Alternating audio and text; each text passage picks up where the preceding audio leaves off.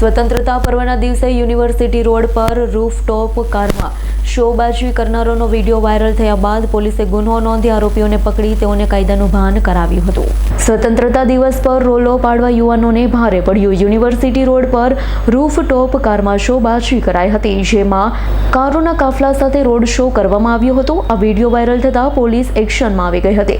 Viral વિડીયોના આધારે પોલીસે તપાસ શરૂ કરી આરોપીની ઝડપી પાડી કાયદાનું ભાન કરાવ્યું।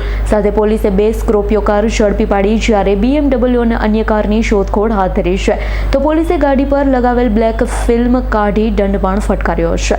स्वतंत्रता दिवस के दिन उधना मगदल्ला रोड के ऊपर 2 BMW जैसी गाड़ियां और 3-4 स्कॉर्पियो गाड़ियां एक साथ में रख के रैली जैसा और भयजनक तरीके से गाड़ी चलाता हुआ एक वीडियो सोशल मीडिया में वायरल हुआ है।